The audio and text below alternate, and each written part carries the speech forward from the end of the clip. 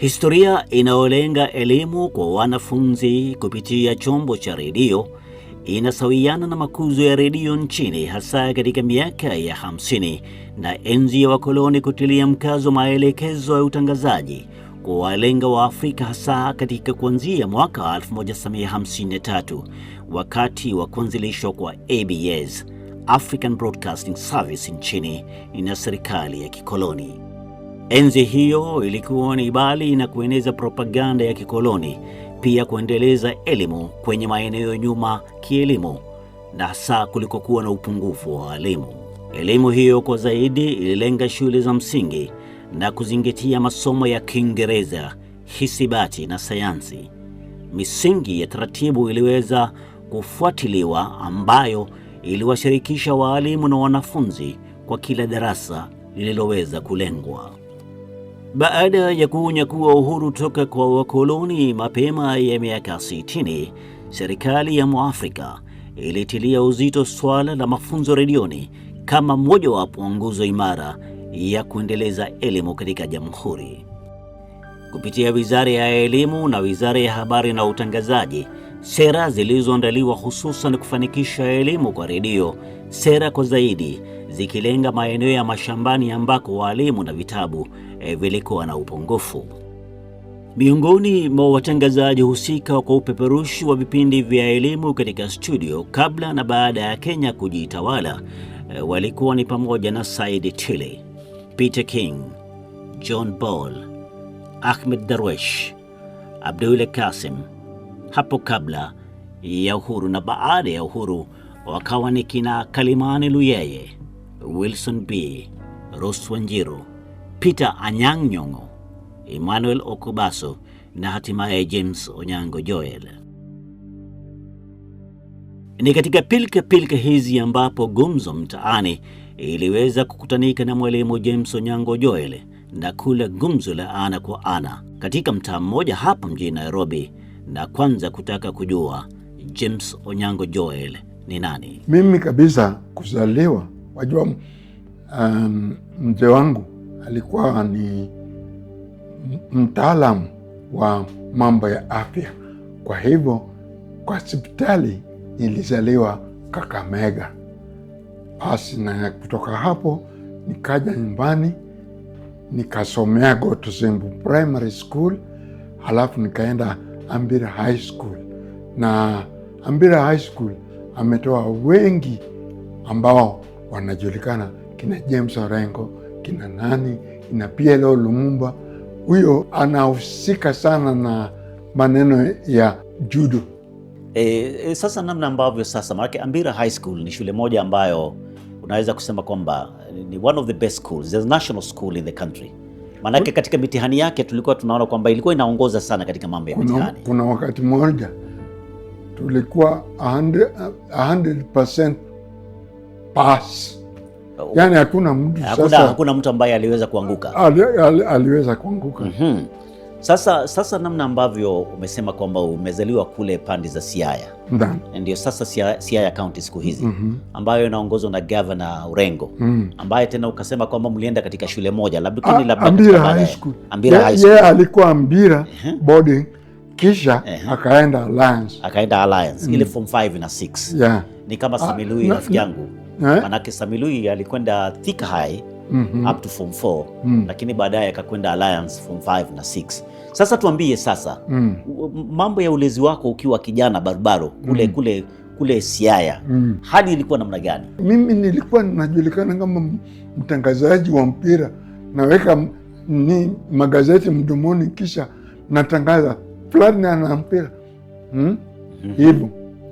Sasa ni kumaanisha kwamba hii kazi ya utangazaji ulianza kuipenda mapema sana. Manake wakati nikihoji Leonard Mambo Mpotela aliniambia kwamba kazi ya utangazaji aliipenda akiwa bado mtoto mdogo. Manake siku moja alikuwa naiga watangazaji kina Simeon Desanjo na kina Stephen Kikumu. Anachukua gazeti anajifanya kwamba anatangaza mpira kama wewe tu. Okay. Sasa tukumbushe katika hiyo miaka yako ya ulezi ukiwa kijana, labda hujafika miaka 10, na wewe ulikuwa unasikiza radio sana nyakati hizo? Tena sana, Kwa hakika KBC wakati huo kulikuwa na watangazaji kama marehemu Sami Osore, Inzoberi John. Sasa Inzoberi nilikuwa nafikiri huyu Inzoberi John ni mzungu ama ni Mwafrika? Ama ni Mwafrika. Bas na Stephen Kikumu, BBC, Hassan Mazoa, nilikuwa nawajua watangazaji, wale watangazaji wote. Sasa tukiangalia katika hiyo miaka labda ambapo kina Hassan Mazoa, wakati nikimhoji aliniambia kwamba wao waliajiriwa kabla ya sisi kunyakua uhuru. Yule mtangazaji ambaye ulipenda sana na ungesema kwamba ulitaka kumuiga alikuwa mtangazaji gani? Stephen Kikumu. Yes, Stephen Kikumu. Tena alikuwa mtangazaji super katika usomaji wa habari na katika matangazo ya mpira. Unamkumbuka Simeon Desanjo? Namkumbuka vizuri sana. Hata mama marehemu alikuwa akimkumbuka. Anasema unaenda katika hiyo kazi ya kina Sami Osore. Yes. Kina Simeon Desanjo. Ni kuita tu Simeon Desanjo. Yes. Sasa nilikuwa nazungumza na rafiki yako Morris Murimi, ile ambaye ni cameraman. Sasa ni cameraman sana wakati huo, nyakati hizo. Alikuwa ananiambia mimi sikumpata Sami Osore. Akaniambia kwamba kama kulikuwa na mtu mtanashati, very smart, alikuwa smart? Ni Sami Osore, driving Volkswagen Passat. Very smart, always smart. Na alikuwa anatangaza nafikia Mambo Leo na kina Sami Lui. Alikuwa na Sami Osore alikuwa anatangaza Mambo Leo, ile ya TV wakiwa na kina Sami Lui. Hapo awali Mambo Leo ilikuwa kifanywa kwa Kiswahili na Kiingereza. Ndio. Sasa Kiingereza ilikuwa nafanywa na Sami na Norbert Okare. Na Kiswahili kulikuwa na wengine ambao walikuwa wanafanya upande wa Kiswahili. Tuseme kwamba nikurudishe nyuma kidogo. Umekwenda pale Ambira High School ambao sisi tunaifahamu.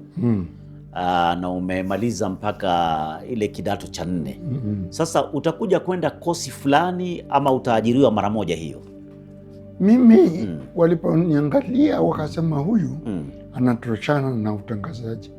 Hata mwalimu wangu wa Kiswahili Father Christopher Masai, kwa sasa ni marehemu, kasema huyo aende akatangaze.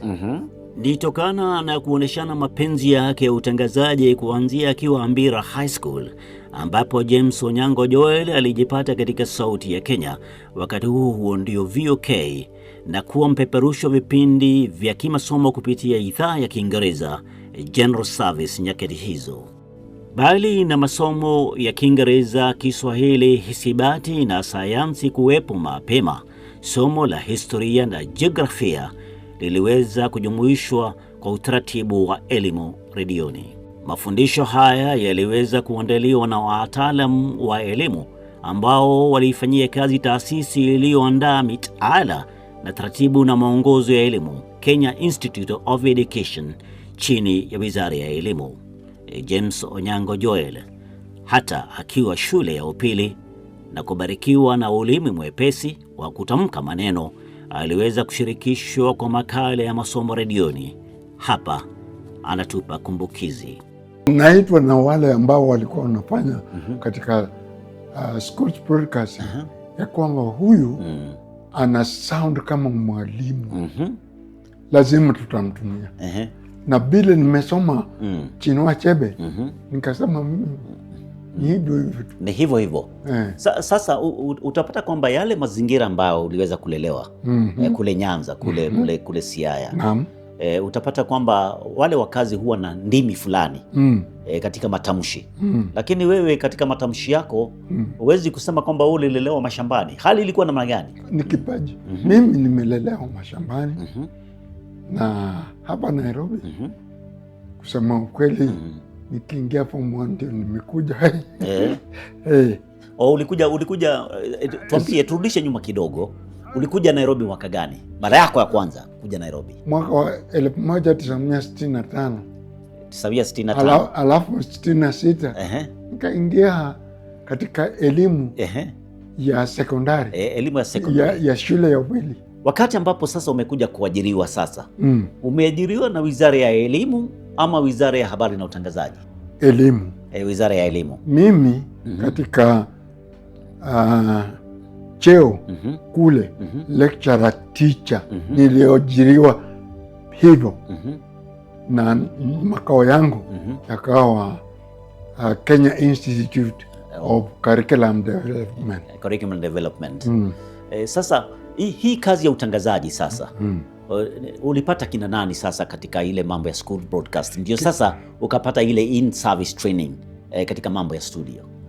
Mimi nimechukuliwa na nikapelekwa na British Council nisomee matangazo, maneno ya utangazaji ya shule, yani curriculum based programs, educational programs. Basi hapo nimepata kina Roy Thompson, kina Emmanuel Kubasu, Justice na Anyang' Nyong'o pale John Kaudo, Ambrose Achungo na wengineo wengi, kina Roy Thompson, Nigel Slade, John Ball, walikuwa wengi. Ukienda Broadcasting House wakati huu mahali nani MD anakalia, ndio hapo ilikuwa ni sehemu ya schools broadcasting. Ilikuwa ni sehemu ya schools sasa broadcast. Yes. Wengi waliogopa upande huo, upande wa wazungu. Yes. Yani kulikuwa sisi tulikuwa na wazungu wengi upande huo. Kwa hivyo school broadcasting kwanza ililetwa na wazungu ndio sisi tukaingia. Ndio sasa nyinyi mkaingia. Ni kama ambavyo Sami Lui na Hassan Mazoa walikuwa wananiambia wakati ambapo wameingia katika general service. Kulikuwa na watangazaji kina Greer, kulikuwa na watangazaji kama Peter Creer, na kina David Tanrop. Ndio sasa wao wakachukua usukani sasa. Peter Creer alikuwa chief announcer English service. Yes. Na Alfred Muredi ambaye kwa sasa ni marehemu. Yes. Alikuwa chief announcer upande wa Kiswahili. Na sasa mimi nilikuja nikapendwa na James Kangwana ya kwamba nilikuwa na ufasaha Kiingereza na Kiswahili. Wakati ambapo sasa umekuja kuajiriwa na ile Wizara ya Elimu na ukapelekwa sasa Sauti ya Kenya kule kutangaza sasa kama kuwa mwalimu wa redio, ulimpata yule mkurugenzi alikuwa anaitwa Koskei. Koskei alikuwa mtangazaji, ni mkurugenzi wa KBC akifuatiwa na James Kangwana. James Kangwana. Manake Sami Lui na Hassan Mazoa walikuwa wananichekesha sana. Walikuwa wananiambia walikuwa wanafanana sana wao wenyewe. Yaani ukiangalia Sami Lui na Hassan Mazoa, Koskei hakujua ni nani. Alikuwa anauliza are you Sami Lui au are you Hassan Mazoa? Alikuwa hawezi kutofautisha kati ya huyu na huyu. James Onyango Joel kayapata mafunzo yake katika British Council, mafunzo yaliyolenga uandalizi wa vipindi vya elimu kwa wanafunzi na pia miundo ya kuwasilisha kwa njia ya redio vikiwalenga walimu na wanafunzi. Nilimtaka ajihisi kama yupo katika studio na kuwasilisha mitiririko ya tajriba yake. Good afternoon schools. Here is the summary of today's programs. First, we begin with Kiswahili, masomo ya Kiswahili. And then at 10:20, we will be having a program for secondary school that is literature in English, Things Fall Apart by Chinua Achebe. Ilikuwa namna hiyo. Na tena nakumbuka aidha ulikuwa natangaza aidha kwa Kiswahili kama ni wakati wa Kiswahili na Kiingereza, maanake wewe ulikuwa na ufasaha wa lugha zote mbili. Sasa mimi nikiwa shule ya msingi kwa mbali wewe ulikuwa mwalimu wangu wa redio Daudi, kwa hivyo sasa tulikuwa manake radio kijana barubaru lakini sasa ni mzee. Tulikuwa nakumbuka kulikuwa na ile radio ya shule ambapo badili ya kukaa ndani ya darasa tulikuwa tunakwenda nje. Nilikuwa napenda sana kwenda nje pale ndio kuota jua na kusikiza radio. Mimi nakaa kwa studio na naongelesha wanafunzi kule Siaya. Yes. Kote katika jamhuri. Katika jamhuri. Sasa kuna kipindi ambacho nilikipenda sana. Kilikuwa kinaitwa Postbox. This is Postbox. Kile kipindi nilikipenda sana. Na nafikiri mtangazaji alikuwa ni Elizabeth Omolo. Kweli uongo? Ni kweli. Sasa wale wanafunzi ndio walikuwa wanauliza maswali, wanatuma maswali.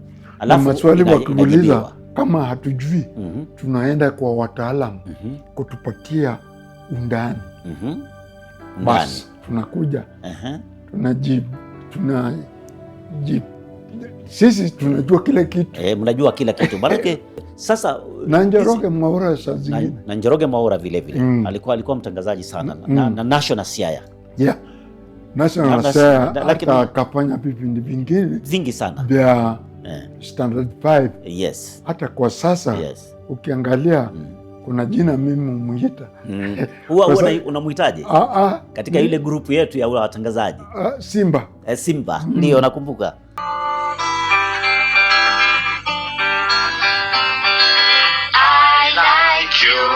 I like the things you do. I think you're nice. I like the way you talk and sing and work and play. I think that I would like to say that I like you. I like you, Safiri. Thank you, Tina. I like you. Sasa niambie hizi vipindi sasa katika hizi mambo ya curriculum development katika Kenya Institute of Education.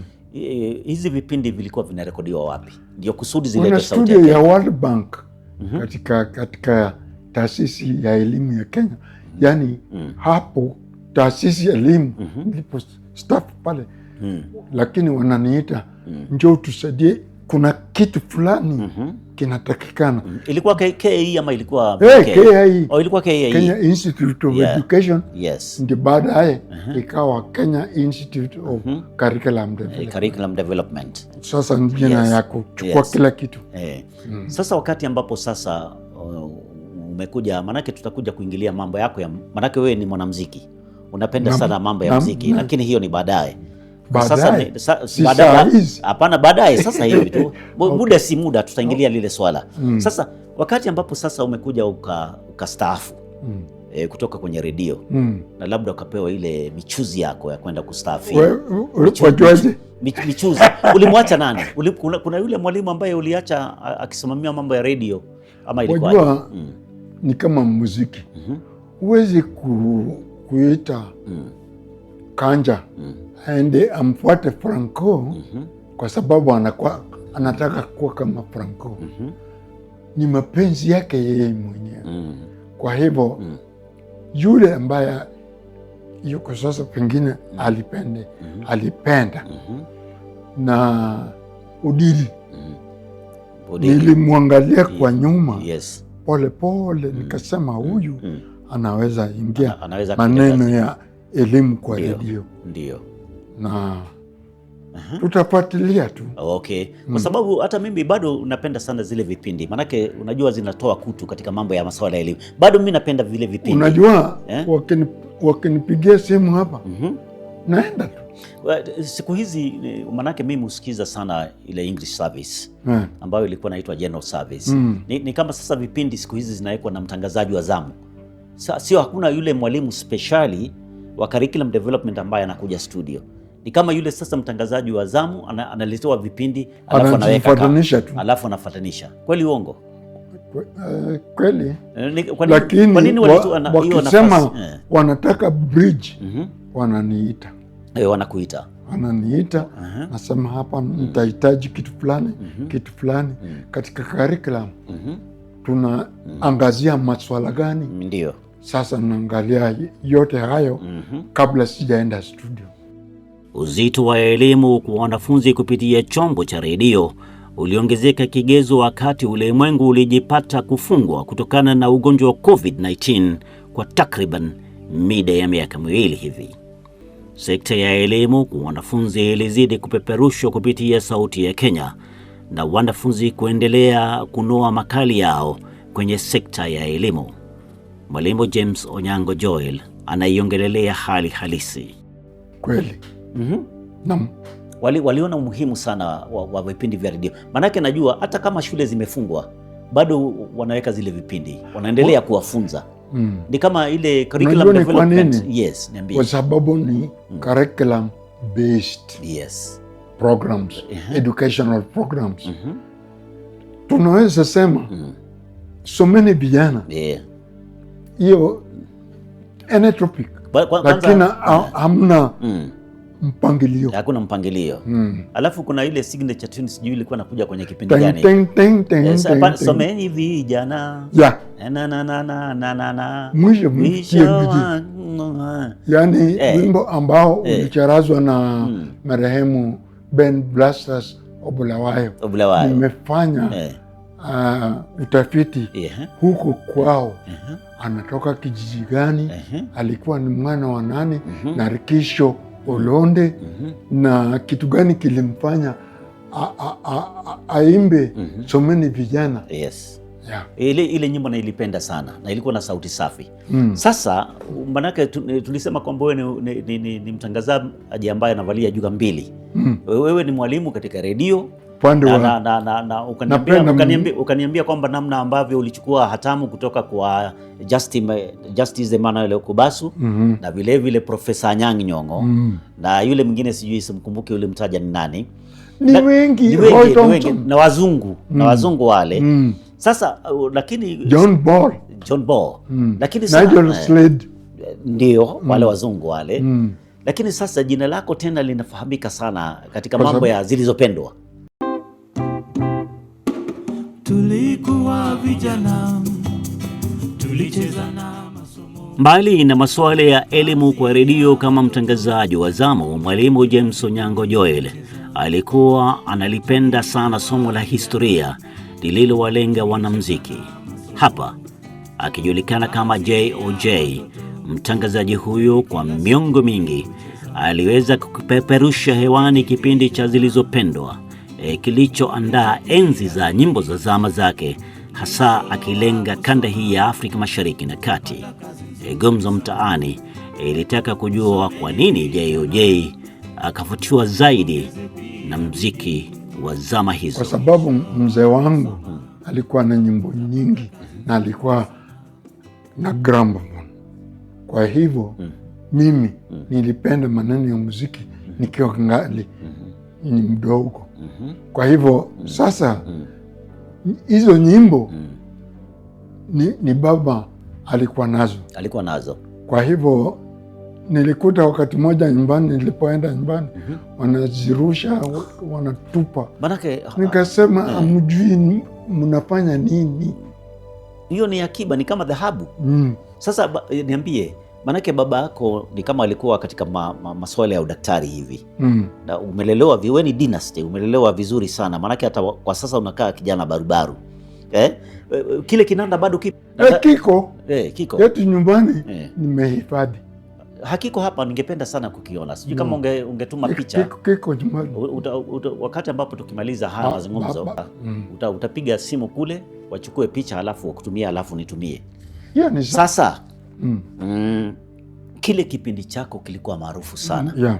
Mpaka wa leo watu wanakuuliza kile kipindi kilikwenda wapi? Kipindi kiko yani wadhamini wanakitaka. Kwa hivyo bado tunashauriana wanataka nini. Basi wakishanipatia wanataka nini, ndio utaweza kukiregesha, kuweka kila kitu mle ndani. Niambie sasa, manake sasa tuko katika masuala ya wewe sasa ni DJ JOJ, James Onyango Joel. Wakati umeodia wa Zilizopendwa Tuambie ukiwa studio namna ambavyo na introduce kile kipindi. Naam, wakati umewadia sasa wa kujumuika nami katika kipindi cha Zilizopendwa. Karibuni. Leo ni tarehe fulani na ni siku fulani. Basi niko nanyi hadi wakati fulani. Na wimbo wetu wa kwanza ni wimbo ambao ulicherazwa na Ben Blasters wa Bulawayo, Someni Vijana. Basi Someni Vijana ndio huo. Tulikuwa vijana, tulicheza na masomo, kazi ya watoto kweli kila siku ni kucheza. Tulikuwa vijana, tulicheza na masomo, kazi ya watoto kweli kila siku ni kucheza. Someni vijana. Kwa mida ya miaka mingi katika sauti ya Kenya, wimbo huu chini wa utunzi wake Ben Blasters Bulawayo ndio ulikuwa kitambulishi cha vipindi vya Schools Broadcasts. Bulawayo anakisiwa katokea nchi ya Southern Rhodesia, siku hizi Zimbabwe, na kuweza kuwa mwanamuziki maarufu katika kanda hii ya Afrika kwa ngoma yake Someni Vijana. Nyimbo sifika katika miaka ya 50 na 60. James Onyango Joel aka JOJ ana taswira kamili. Wakati huo Ben Blasters alikuwa akiutoa huu wimbo, alikuwa Kabete Technical School, kisha akaenda Uingereza, Alaska, masomo yake yote, na akawa products manager wa kampuni fulani hapa nchini. Sasa maneno ya kuuza alijua akiwa alifundishwa huko Canada. Basi ndio wajua mimi napenda sana, naenda tu pale kwa upole na uliza, na wewe ulitoa huu wimbo wa Someni Vijana kwa sababu gani? Ananieleza na sina kalamu. Sasa naweka kila kitu, kama sijui nimepotea tena nampigia simu. Sasa nilifanya hivyo na Ben Blasters wa Bulawayo, nafanya na wanasimba Wanyika hivyo nafanya hivyo na viongozi wa bendi zingine. Muliweza kukutana na Baraka Mwinshehe ana kwa ana? Baraka tulikutana naye Dar es Salaam. Akaniambia nilitoa wimbo wa Sayonara Osaka Expo 70. Sayonara Japan. Sayonara Nikiwa, Osaka. Nikiwa ndio nimetoka form 5. Sasa Julius Nyerere marehemu kwa sasa, mwalimu, kawapeleka wote Japan. Sasa hiyo Sayonara Osaka ni Kijapanese. Ni Kijapanese. Maana mimi naimba tu ile nyimbo lakini mimi sijui maana yake mimi. Matamshi tu. Ni kama zile nyimbo ambazo zilikuwa zinatolewa na Kanindo. Za Kijaluo. Wakati huo ni kama ilikuwa ni sijui kama ni rumba ama ni nini? Benga. Yaani ile nyimbo Jeni ya chiarera inyanyako nikaoa nyakache wachoko. Yaani lakini nyimbo unaipenda sana. Unajua kitu gani? Jojo ndiye alikuwa akicheza nyimbo za Kamau. Yeye anapiga gitaa, hawa wanaimba kwa Kikuyu. Ndio hiyo. Hata baba Alan Kanyotu wakati ambapo nikimhoji alikuwa ananiambia kwamba wale wacharazi wa nyimbo sana katika kule River Road walikuwa ni kama mercenary. Walikuwa River Road. Wakulipwa, walikuwa ni Wajaluo. Wanakuja na umeita Benga. Nino. Benga. Kama Daniel Kamau alikuwa sana sana na tegemea Wajaluo ndio wanamchezea gitaa, lakini lyrics ni za Kikuyu. Uandalizi wa kipindi chochote huwa kinahitaji ujuzi wa kikazi na unaoambatanishwa na kosi husika ya kosi yenyewe. Katika kuzichagua rekodi na ujumbe wake JOJ kwenye makala ya Zilizopendwa, huwa ni sharti wimbo usawiane na ujumbe anaotaka kupitisha. Hapa anaeleza zaidi. Nasema leo watoto wako half time. Tuwachezee hiyo shule ni ya bangi. Yes. Nyinyi mnavuta bangi. Na Peter Wino Rachar katoa huo wimbo. Ilikuwa inanichukua muda nikae chini niweke program together. Wengine wanafikiria wanakusanya tu record na unaenda. Ni kuingia studio na kuchukua santuri. Lakini sasa uzuri wako ulikuwa napeana historia. Yeah. Kama nyimbo unacheza kama hiyo Someni Vijana unapeana mpaka historia. Hiyo nyimbo ilitungwa namna gani, mistari yake ilikuwa namna gani, nani alikuwa mwimbaji, na je, kule kukiandaa kipindi cha Zilizopendwa kulikuwa kunamchukua JOJ mida gani? Wajua kuna nyimbo zingine nilizijua. Sasa naweka kwa sababu nazijua. Halafu baadaye ninaweka vitu vingine ndani. Ingechukua karibu siku mzima kwa kiandaa kile kipindi. Ndio sasa nani alikuwa fundi wako wa mitambo kule Sauti ya Kenya? Wengi. Mbigi anajulikana kama Bigi ama Kimani. Bigi, yes. Mimi muita Kim. Kim hapo namna gani? Juzi amestaafu. No, mimi tukiwa na sponsors, ndio itanibidi nimuite anaelewa ama Ndilo ambaye amechukua mahali paka. Ndilo anakielewa na kuna fundi wengine ambao wanaelewa. Kwa hivyo sina shida sana. Ni kweli, manake utangazaji utapata kwamba kuna yule mfundi wa mitambo ambaye mnasikizana.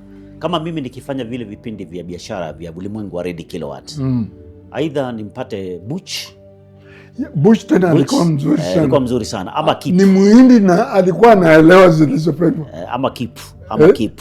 Kama sio Butch ananirekodi. Kip amenirekodi nyimbo nyingi sana. Na yule Maina, unamkumbuka yule Maina alikuwa fundi wa mitambo? Yeah. Maina, yule ambaye alikuwa anatuuzia mayai. Ndio. Alikuwa mzuri sana, mzuri sana. Mimi huyu Kip tumefanya naye vipindi vingi vya Zilizopendwa ndio. Kwa hivyo anaelewa. Nikimuita twende wimbo wa kwanza ni hii. Wimbo wa kwanza ni huu. Na huu wa pili. Anasema mimi nimetayarisha this and that. Commercials tutaweka namna. Ninamjulisha commercial inafuatana na namna hii. Alafu anasema jingles lazima tuseme hii ni KBC tuweke mahali fulani. Kwa hivyo umesema kweli ya kwamba fundi wa mitambo ni muhimu sana. Ni kiungo muhimu. Hata marehemu Yohana Simbasi nayo. Mungu amrehemu na iweke roho yake pema peponi. Yeah. Alikuwa ni fundi wa mitambo mchechi sana. Alikuwa mwanamuziki. Yeah. Sasa ataelewa. Anaelewa. Anasema Onyango. Huo wimbo wa pili haiendani na wa kwanza. Unaweza kubadili. Ulikuwa umeweka na umeandika utaweka wa pili. Sioni kama inaambatana. Haiingiani. Sasa tuna jump. Tunaweza hata kuweka Mr. Walker hapo. Good morning Mr. Walker. I've come to see your daughter. I've come to see your daughter.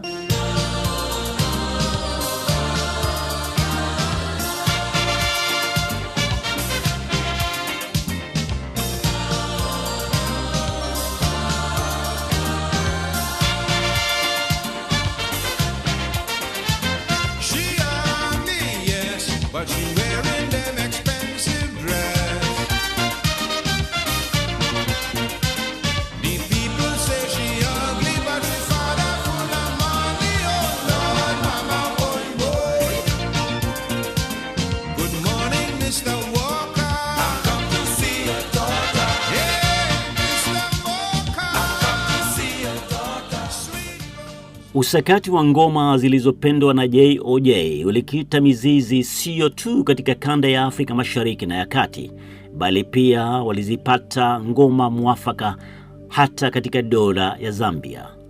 Nashil Pichen alikuwa ni mmoja wa wanamuziki mashuhuri kwenye ngome ya zilizopendwa. Hapa ni JOJ, Malemo James Onyango Joel. Nashil Pichen na Peter Sosi walikuwa wanatoka Zambia. Wajua mimi nimeenda kule upande wa Ndola Zambia. Nilipelekwa na Nashil Pichen na ni wakati nilienda kufanya utafiti na nikawa hapo Ndola. Nimefanya vitu vingi hapo Ndola na ndio nikaingia tena Zaire upande wa Zaire Kongo sasa. DRC Kongo. Mwenda Bosco alikuwa anatoka huko ndani. Mwenda Bosco naye nyimbo zake zilikuwa dawa ya kweli. Hebu tukumbushe nyimbo moja ya National Pichen. Ni Pichen ama ni Pichen? Baby, oh baby, baby I love you. Wezi kumbuka ama nyimbo kama nyimbo za Equator. Wajua Equator Sound ilikuwa Equator Jazz Band ama Equator Sound. Equator kina Omolo Gabriel walikuwa hapo. Daudi Kabaka, Nashil Pichen, Peter Sosi na wengineo walikuwa huko. Na Mzee Lucas alikuwa katika bendi ya Equator. Sasa Mzee Lucas anaishi hapa Nairobi. Ananiambia, wajua wakati wetu ilikuwa ni hivi na hivi. Na sasa nikipata mawaidha na mimi naye vile vile napitisha mawaidha, napitisha kipindi, napitisha naenda ndani. Ndio sasa unaona na Onyango anajua tushaongea. Wewe ni daktari wa muziki, wewe ni kama machokaa katika masuala ya muziki. Mimi nakulinganisha na machokaa.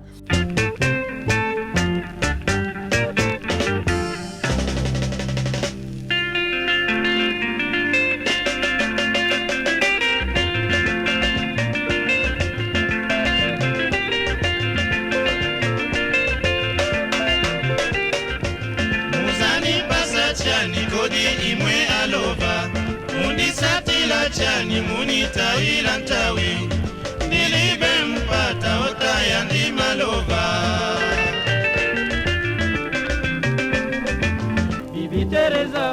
Bibi Teresa magano tulianga nawe mama, ujenda kwenu kumugini we mama.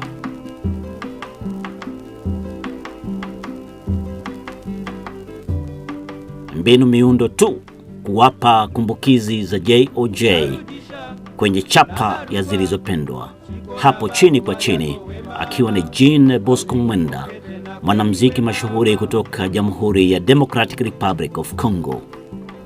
Jean Bosco Mwenda ambaye alizaliwa mwaka wa 1930 na kuaga dunia mwaka 1990 alikuwa ni mmoja wa wanamuziki mashuhuri sana kwenye kanda hii ya Afrika na alitoa misimuko mikali katika makala ya JOJ zilizopendwa. Wakati huo mmoja wa mashabiki wakubwa wa zilizopendwa alikuwa ni hayati Rais Daniel Toroitich arap Moi, rais wa Jamhuri ya Kenya kwa miaka zaidi ya 24.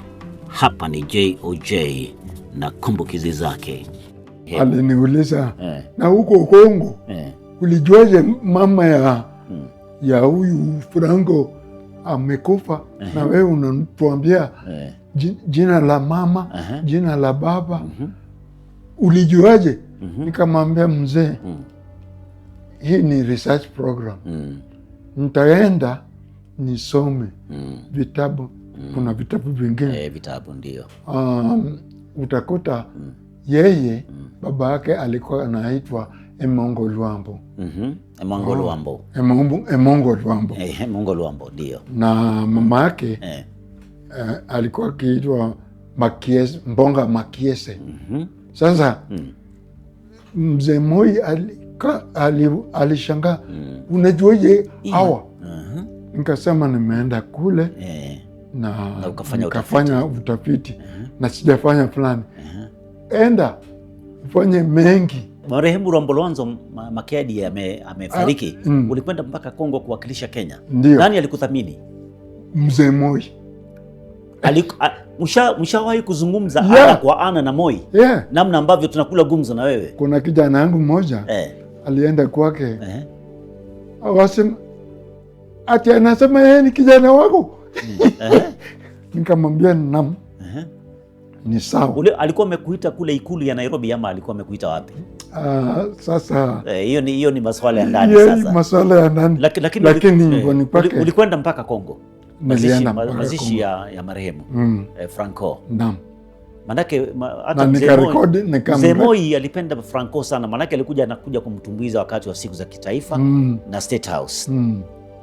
Tupe hali ilivyokuwa wakati huo kule Kongo. Sasa umekwenda mazishi ya Franco. Wajua naongea Kilingala. Kilingala. Sasa ongea kidogo Kilingala. Merci mingi. Wao badala ya merci beaucoup. Merci. Wanasema merci mingi. Yo okoloba nini? Na koloba. Yani unasema nini? Yo okoloba nini? Ngai ni mimi. Kikuyu ngai ni Mungu. Ni Mungu ndio. Lakini wao Mungu ni Zambe ama Nzawe. Franco Lwambo Lwanzo Makiadi wa TPOK Jazz waliweza kufurika sana kwenye makala ya JOJ zilizopendwa, na hata JOJ kuweza kuhudhuria mazishi yake huko nchini Zaire. Bali na bonge hili la mwanamuziki kutoka Zaire, nilitaka kujua wengine wengi ambao Mwalimu James Onyango Joel aliweza kuwashirikisha katika makala yake maarufu. Wakongo ninawajua. Najua wametoka wapi. Na najua nyimbo zao. Kama Papa Lolo anajiimba. Mimi ni Baba Lolo. Ile nyimbo tena mimi naipenda sana. Nilioa Mtanzania, tukazaa naye Lolo. Mimi ni Baba Lolo. Papa Lolo. Papa Lolo. Hiyo nyimbo ilikuwa tamu sana. Sasa tukirudi katika sasa labda hapa nyumbani, Mtoto Singuo alikuwa katika orodha ya vipindi vyako? Mtoto Singuo nitaomba mtu. Yaani ni wimbo ambao ulicharazwa na marehemu George Mukabi. Alafu kuna ndugu yake anaiga nyimbo zake. Anaitwaje? Johnson Mukabi. Johnson Mukabi. Nafikiri nishamuona katika vipindi vya Paul Kilemba. Manake wao hukusanya video. Siku moja alimchukua kule Western Kenya. Sasa lakini huyu unamuita Mukabi ndugu ya George Mukabi. Na huyu ndugu yake anaitwa Johnston Mukabi. Na wanacheza hiyo gitaa vizuri sana. Hata mimi nilianza na box guitar. Na nilifundishwa na nani? Gabriel Omolo. Yule anatoka upande wa Ugunja kwetu. Ni yule ambaye aliimba ile Lunchtime. Hebu tuimbie Lunchtime kidogo. Sasa ni lunchtime, tufunge makazi. Twende tukani Owanja Odire Mundo. Hakuna mtu kwa uwanja. Siku ya mwisho wa mwezi hakuna mtu kwa uwanja. Yule mwimbaji bado yuko na sisi? Alienda baba. Okay. Na mimi nilikuwa katika mazishi yake. Sasa katika zile nyimbo, manake sasa labda utakuja kutuonyesha ile maktaba yako, manake hapa najua una maktaba ya santuri, ndio tuweze kuziweka katika kanda yetu. Utanipatia kama ngapi? Nimekuja na sukari ya mama. Sasa unajua hata mimi nikabaila nimestaafu tayari.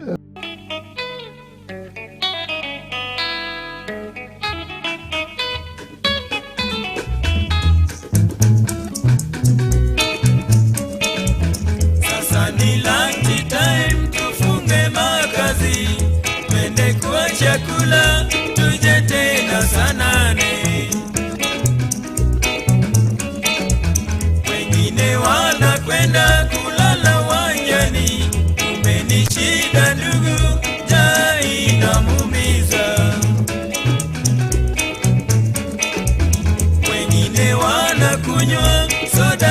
keki, kuku roho yote kwa chapati na ng'ombe, na wengine nao wazunguka maduka huku wakijidai wanafanya window shopping.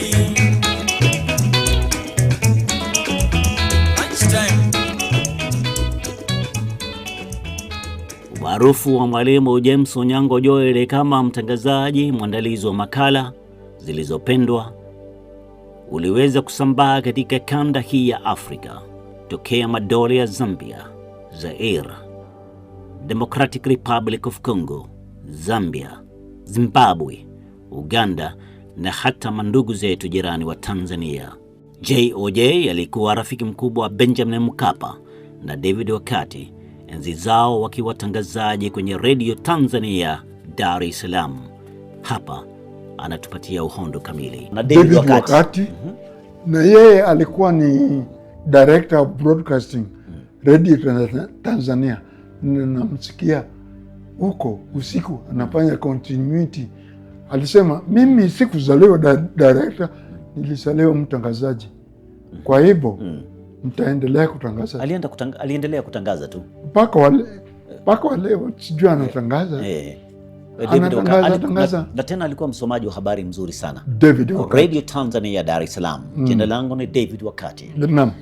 Na alikwambia kitu kimoja. Ati kwamba mtangazaji hastaafu. Hastaafu. Kwa sababu umezoea kuongea. Kwa hivyo kitu ambacho kinakuja katika bongo zako unasema hapa ningesema hivi wakati nilipokuwa na Daudi Kanja ningesema hivi. Ushaingia maneno ya utangazaji na training yake. Kuna mtangazaji mmoja nampenda sana kutoka Marekani, Dan Rather. Anaitwa Dan Rather. Dan Rather bado anafanya vipindi vya interviews na wanamuziki na those people who matter in society. Do you know how old he is now? Over 90. Na he's still doing those programs. Mwalimu James Onyango Joel nyakati akitoa mafunzo kupitia redioni na JOJ akiwa kwenye burudani za zilizopendwa. Bali na haya yote, ana tajriba yake katika usanii wa sinema na usanii wa matangazo ya biashara. Anazidi kutufahamisha. Nimefanya commercials nyingi, matangazo ya biashara mengi nimefanya. Na katika big screen tumefanya na Juma na wale wazungu ambao walitoka kule Hollywood Marekani. Hollywood Marekani. Hollywood. Tumefanya nao To Walk with the Lions. Ukiangalia pale wacha niandike hapa To Walk with the Lions. Itaipata katika YouTube channel. Utaipata katika YouTube. To Walk with the Lions. Tumefanya na marehemu David Murwa. David Murwa alikuwa mwalimu wa literature Kenyatta University. Ndio. Tukifanya hiyo sinema nafikiri alimwambia mwalimu mwingine amsimamie. Mkakwenda katika mambo ya sinema. Tukaenda maneno ya sinema. Si hapo ulipewa michuzi sasa. Tena ulikuwa nalipwa kwa dola bwana. Sie werden wieder gesund. Aber Abdi wird nicht wieder gesund. Sie ahnen nicht, was Sie da ausgelöst haben.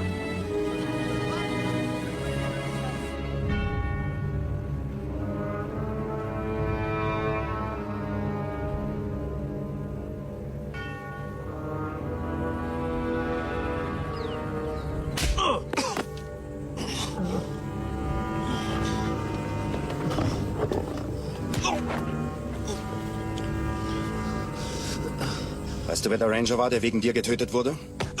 Abdi, mein Bruder. Und der Elfenbeinjäger war mein Cousin, Hakim. James Onyango Joel, Mara yake ya kwanza kuingia Nairobi ilikuwa ni mwaka 1965. Enzi hizo Nairobi kafahamika zaidi kama the Green City in the Sun. Tulimtaka atoe taswira ya Nairobi nyakati hizo na hali halisi sasa. Hapa ni James Onyango Joel. Wajua kutema mate tu town ilikuwa ni hatia. Kwa hivyo it was clean. Nilisema ya kwamba Nairobi was really city in the sun. Hakuna makaratasi, hakuna kutema ama kukojoa ovyo ovyo. Hakuna. Pale kukojoa ovyo ovyo ungepelekwa Manyani. Wacha sasa jela ya Kamiti. Wanaanza na Kamiti hapo. Alafu unapelekwa Manyani. Alafu kulikuwa na utaratibu wa usafiri KBS. Manake umekuja Nairobi. Unajua tu utaenda Jericho. Unangoja namba fulani. Unakuja Nairobi wakati ambapo kulikuwa na zile basi za ghorofa. Na kulikuwa na mipango, utaratibu. Itaondoka wakati fulani, ikienda mahali fulani. Haiendi. Na hakuna kusimama tu. Na wakati huo City Council walikuwa wanakuja kuzoa takataka. Na walikuwa wanapeana yale matangi ya kuweka takataka kwa kila nyumba. Kwa kila nyumba. Sasa niambie mwalimu, Nairobi ambayo tuko nayo sasa, ambayo imerundikana taka, hii mvua imeanza kutunyea lini? Imeharibika, lakini sijui mvua imeanza wapi. Imeanza kutunyea lini? Huna habari? Sina habari. Huna habari. Sasa ngoja nikwambie. Mimi nikikumbuka vizuri ku-open my account pale National Archive, ilikuwa ni benki ya Kenya Commercial. Ilikuwa hapo Kenya Commercial Bank. Na mahali Kenya Commercial Bank imejengwa, hiyo ilikuwa ni bus station. Ilikuwa bus station, ndio. Wanageuka hapo. Hili ni Gumzo Mtaani, mtaa mmoja jijini Nairobi. Mgeni rasmi Mwalimu James Onyango Joel, na jina langu ni Daudi Kanja.